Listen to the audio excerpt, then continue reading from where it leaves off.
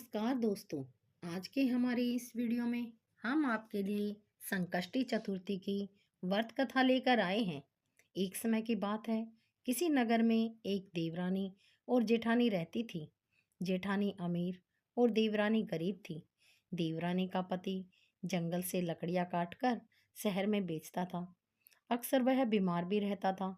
वही देवरानी जेठानी के घर का सारा काम करती और बदले में जेठानी बचा हुआ खाना, पुराने कपड़े आदि उसे दे देती थी, जिससे देवरानी का परिवार चल रहा था। माघ के महीने में देवरानी ने तिल चौथ की व्रत किया। 5 रुपए के तिल और गुड़ लाकर तिलकुटा बनाया। जाकर पूजा कर तिल चौथ की कथा सुनी और तिलकुटा छीके में रख दिया और सोचने लगी, चांद आने पर ही तिलकुटे का भोग लगाकर खाना खाऊंगी। कथा सुनकर वह अपनी देवरानी के घर जेठानी के घर चली गई। खाना बनाकर उसने जेठानी के बच्चों से कहा, खाना खा लो बच्चों। बच्चे बोले, माँ खाएगी, हम तभी खाएंगे। फिर उसने अपने जेठ से खाना खाने को कहा। वह भी बोले, अकेले नहीं खाऊंगा, सबके साथ ही खाना खाऊंगा। जेठानी ने देवरानी से कहा, आज तो घर में अभी किसी ने खाना नहीं खाया है, मैं तुम्हें पहले खाना कैसे दे दूं? तुम कल सुबह जल्दी आना और बचा हुआ खाना ले जाना। देवरानी के घर में पति और बच्चे सभी आस लगाए बैठे थे कि आज तो त्योहार है, माँ आएगी तो पकवान आदि खाने को मिलेंगे।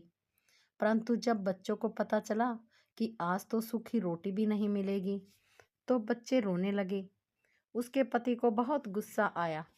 कहने लगा, सारा दिन काम करके 2 रोटी भी नहीं ला सकती तो तेरा काम करने का क्या फायदा? ऐसा कहकर गुस्से में उसने अपनी पत्नी को कपड़े धोने के डंडे से मारा। डंडा टूट गया तो उसने पाटे से मारा। वो बेचारी गणेश जी महाराज को याद करती हुई रोते रोते पानी पीकर सो गई।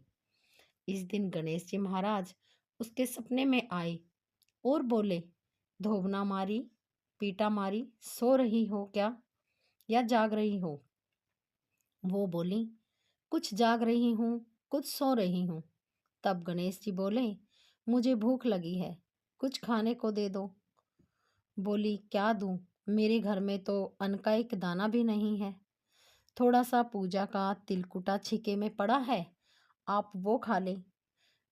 खाकर गणेश जी बोले, धोबना मारी, पीटा मारी, निपटाई लगी है, कहाँ निपटूं? वो बोली, ये पड़ा सारा घर, जहाँ इच्छा हो वहीं निपट लो। फिर गणेश जी बोले, अब कहाँ पोंछूं?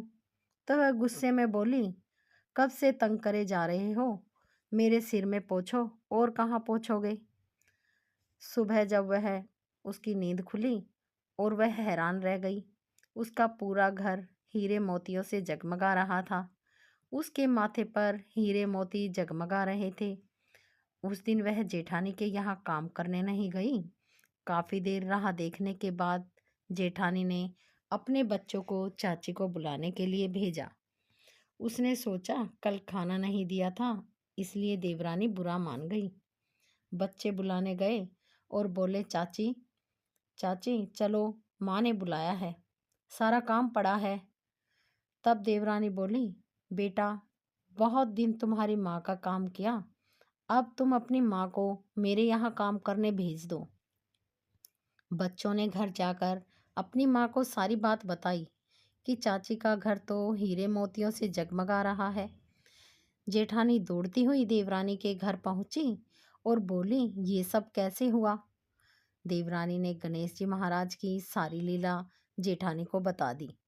घर लौटकर जेठानी अपने पति से बोली, आप मुझे धोबने से और पाटे से मारो।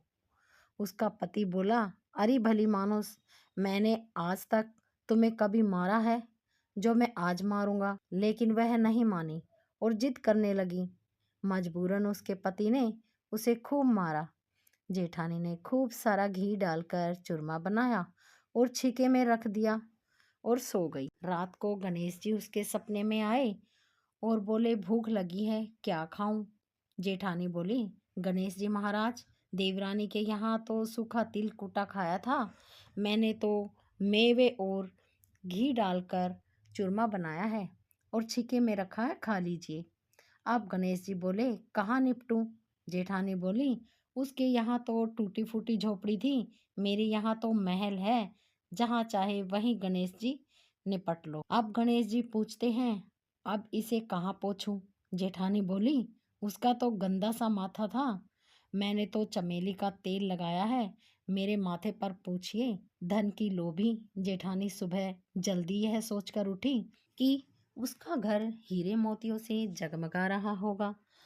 देखा तो पूरे घर में गंदगी फैली हुई थी और तेज बदबू आ रही थी। उसके सिर पर भी बहुत गंदगी लगी हुई थी।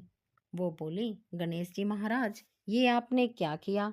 मुझ पर रूठे और देवरानी पर टूटे। जेठानी ने सफाई करने की बहुत कोशिश की, परंतु गंदगी और फैलती गई। जेठानी के पति को जब मालूम चला तो वो बहुत नाराज हुआ और बोला, तेरे पास सब कुछ था, फिर भी तेरा मन नहीं भरा, ये सब तेरे लालच का नतीजा है। परेशान होकर जेठानी गणेश जी महाराज से विनती करने लगी, माफी मांगने लगी। गणेश जी बोले, देवरानी से जलने से और धन के लोभ में जो तुमने किया, ये उसी का नतीजा है। इस प्रकार जेठानी को सबक सिखाते हुए गणेश जी महाराज ने अपनी सारी माया समेट ली। हे गणेश जी महाराज, जैसे देवरानी पर कृपा की, सब पर कृपा करना, और कहानी कहने और सुनने वाले पर, हुकारे भरने वाले पर, सब पर कृपा करना। जेठानी को जैसी सजा दी वैसी किसी को मत देना। ऐसी और वीडियोज़ के लिए हमारे चैनल को सब्सक्राइब करें। बोलिए गणेश जी महाराज की जय।